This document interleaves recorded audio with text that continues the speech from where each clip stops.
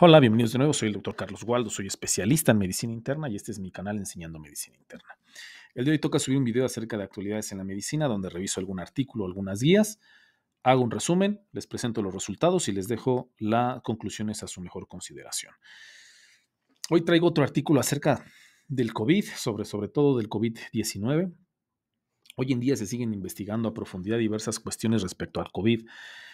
Y una de las cuestiones que todavía no están del todo eh, dilucidadas es qué onda con el COVID prolongado. El COVID nos vino a pegar de manera muy fuerte, muy rápido, y no se nos dio tiempo de investigar bien qué onda con esta enfermedad, por lo que se siguen apareciendo nuevos artículos sobre condiciones que no terminamos de entender al 100%.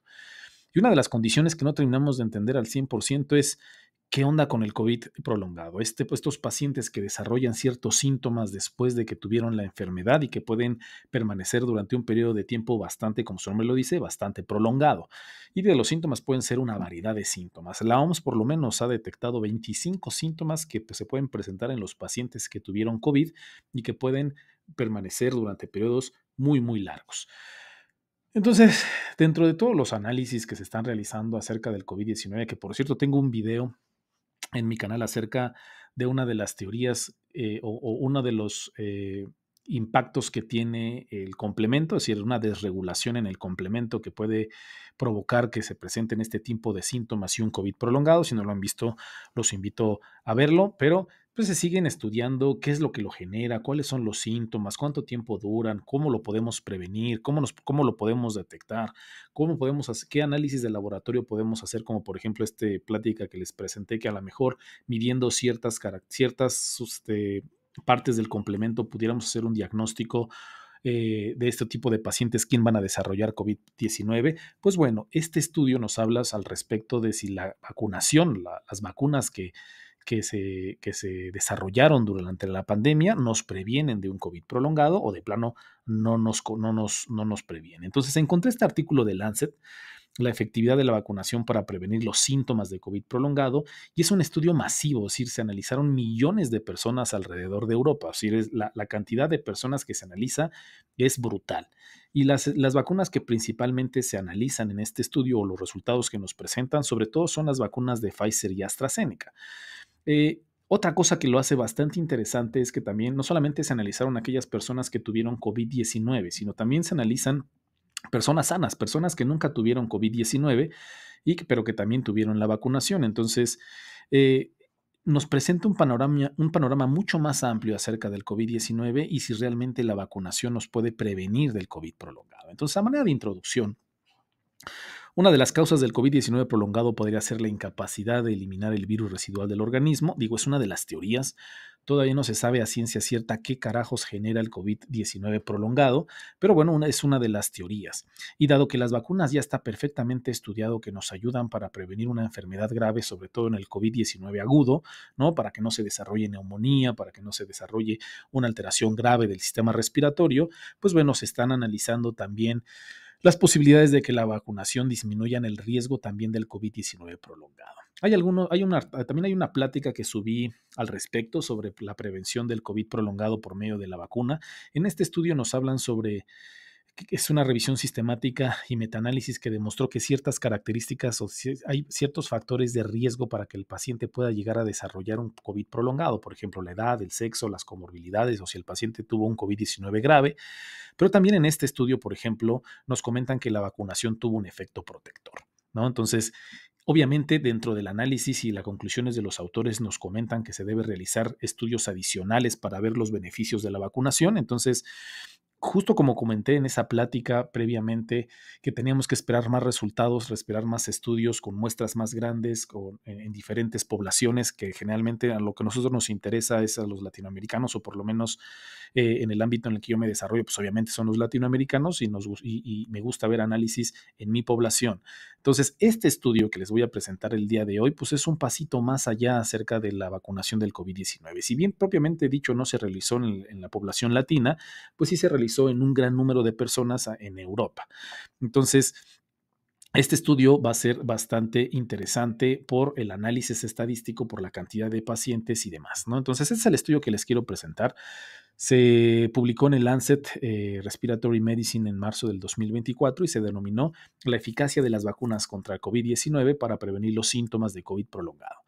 Es un estudio de corte escalonado de datos del Reino Unido, España y Estonia. ¿A qué se refiere con estudio de corte escalonado? Y este tipo de aclaraciones va para los médicos que se encuentran en formación o colegas que se encuentran en estudio o que no entienden del todo bien este tipo de estudios. El estudio de corte escalonado es un estudio, por ejemplo, en este estudio, por ejemplo, la vacunación no fue al mismo tiempo para todos los pacientes, sino que se analizó dependiendo de las campañas de vacunación en los diferentes países. Entonces es, por ejemplo, como si se corriera un maratón, pero no todas las personas comienzan al mismo tiempo. Hay varios corredores que comienzan en diferentes momentos. Por lo tanto, un estudio de corte escalonado tiene en cuenta a todas las personas que reciben su vacuna, aunque hayan sido en diferentes momentos o en diferentes tiempos, y esto nos ayuda sobre todo a que disminuir un poquito los sesgos del estudio. Entonces, para eso se hace o por eso se realiza un estudio de corte escalonado.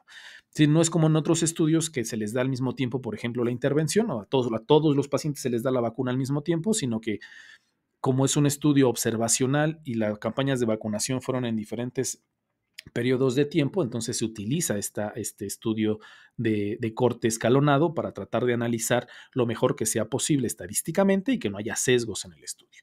Entonces, por eso es un estudio de corte escalonado. En este estudio, como les había comentado, participaron 10 millones de personas vacunadas y 10 millones de personas no vacunadas en 3 países europeos, como ya les había comentado, está Reino Unido, España y Estonia.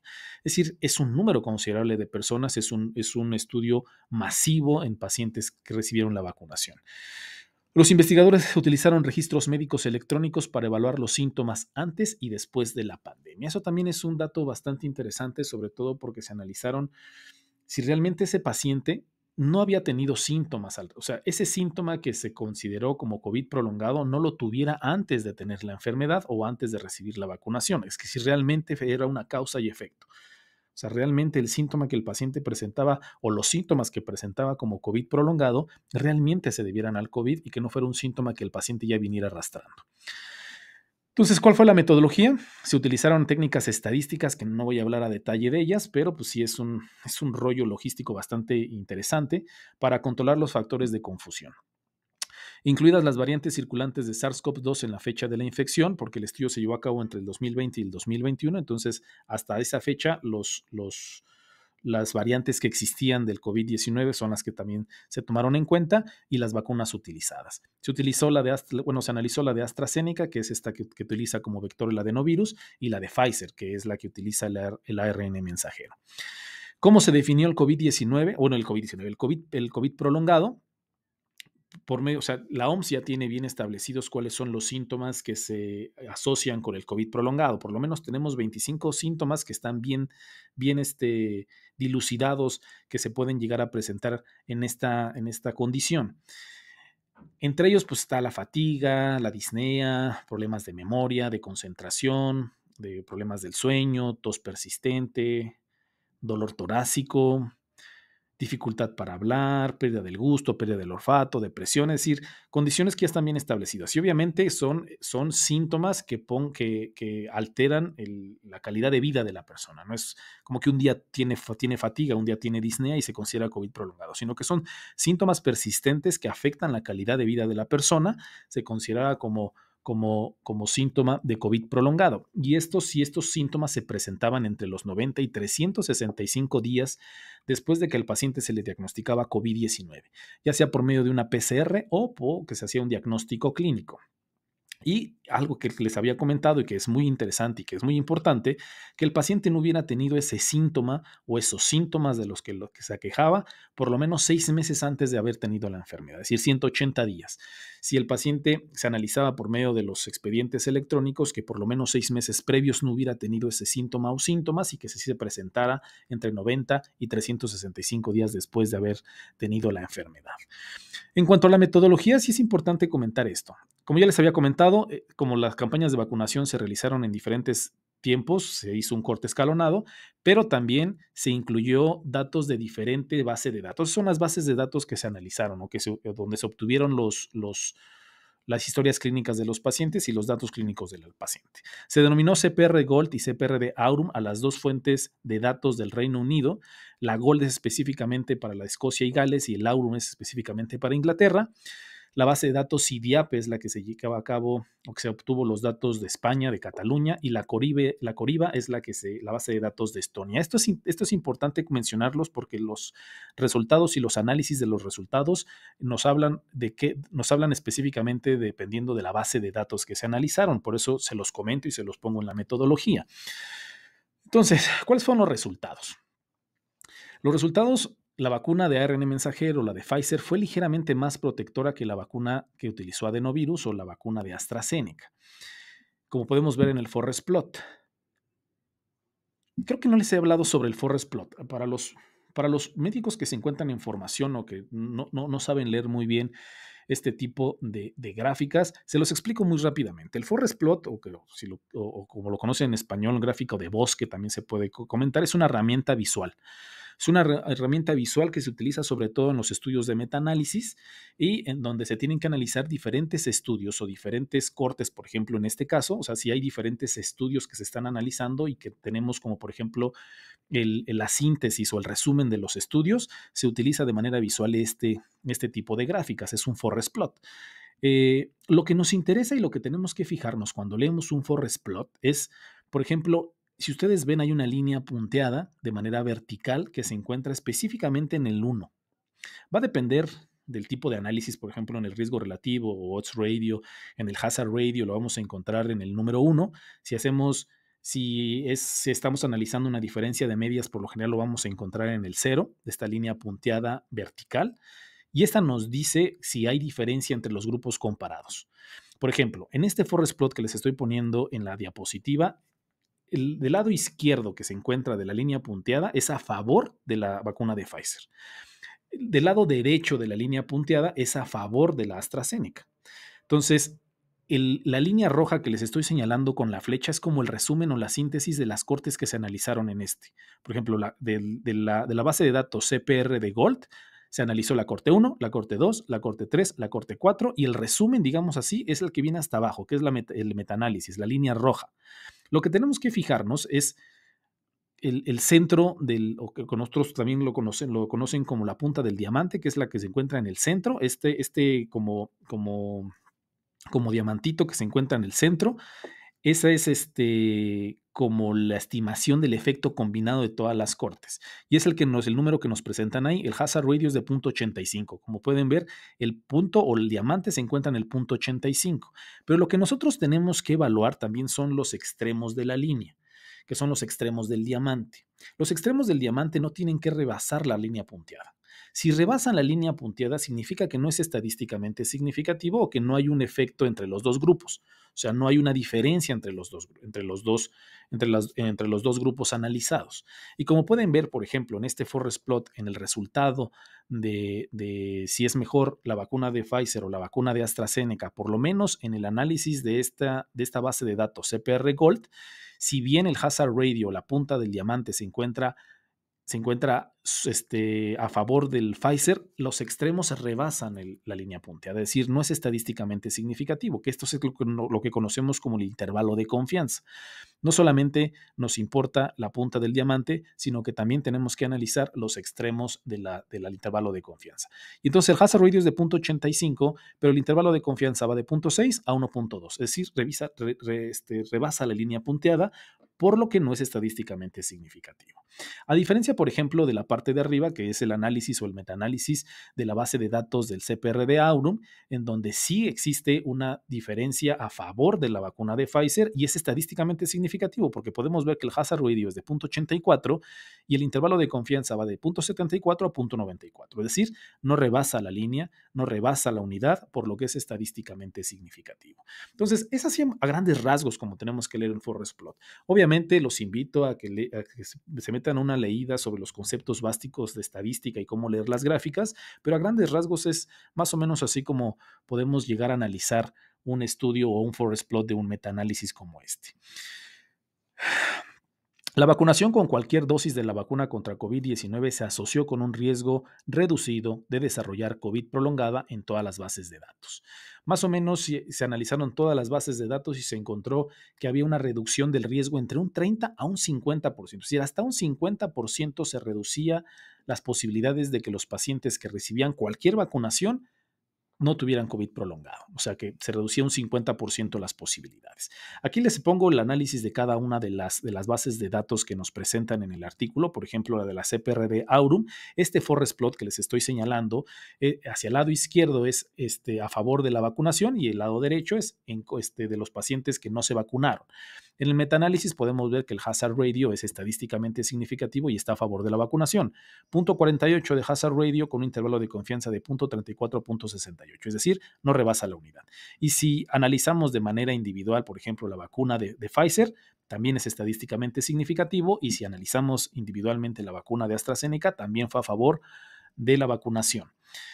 Por ejemplo, en la base de datos del CPRD Gold, también fue estadísticamente significativo, 0.54, con intervalo de confianza de 0.44 a 0.67, y si lo analizamos también individualmente, también estuvo a favor de la vacunación. En la base de datos del CIDIAP es de 0.71, también estadísticamente significativo, de 0.55 a 0.91, y por último, la base de datos de España, la de Coriba, también fue estadísticamente significativo, un hazard ratio de 0.59 que va de 0.40 a 0.87. Entonces, todas las bases de datos con cualquier vacuna estaba a favor de la vacunación para reducir el riesgo de desarrollar COVID-19 prolongado. Y eso es lo que nos comentan los autores en sus conclusiones. La vacunación contra la COVID-19 redujo consistentemente el riesgo de presentar síntomas prolongados de COVID-19, lo que resalta la importancia de la vacunación para prevenir los síntomas persistentes de COVID-19, particularmente en adultos. Entonces, a manera de opinión personal, creo que este estudio es un estudio bastante importante porque por el tamaño, por la inclusión de grupos de comparación de pacientes no infectados, el análisis de los síntomas previos a la pandemia, el rigor estadístico que utilizan, pues nos dan herramientas y evidencia bastante contundentes sobre que la vacunación del COVID-19 va a reducir el riesgo de desarrollar COVID-19. Entonces, algo que no les había comentado durante el análisis es que esta protección también se encontró en todos los grupos de edad, incluidos los adultos jóvenes, por lo que a veces nos enfocamos mucho en tratar de vacunar a estas poblaciones vulnerables como son los adultos mayores o con comorbilidades, pero también tenemos que insistir en los adultos jóvenes, aunque no tengan comorbilidades, porque también ellos pueden presentar COVID-19 prolongado, COVID prolongado, por lo que también tenemos que hacer especial énfasis en que los adultos jóvenes también se vacunen. Entonces, nada, creo que eso es todo. Voy a seguir presentando varios artículos de COVID-19 porque las investigaciones no paran. O sea, el COVID-19 llegó para quedarse. El COVID-19 siguen habiendo más variantes, sigue habiendo enfermos, obviamente no de la misma manera como empezó la pandemia, pero es una enfermedad con la que vamos a convivir así como con la influenza.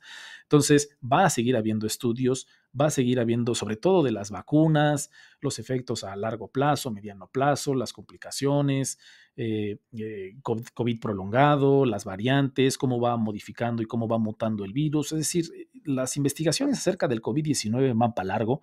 Van a seguirse presentando nuevos estudios, van a seguir saliendo nuevos artículos, y aquí les iré presentando los que me parecen más interesantes y relevantes, sobre todo para nuestra práctica clínica. Entonces, a manera de resumen para este estudio, de manera práctica, si eres estudiante, si eres médico, si eres especialista, tienes que recomendar la vacunación contra COVID-19, no solo para disminuir el riesgo de complicaciones del COVID agudo, sino también para prevenir el COVID prolongado. Y pues nada, eso sería todo. Que tengan un bonito día y una excelente semana.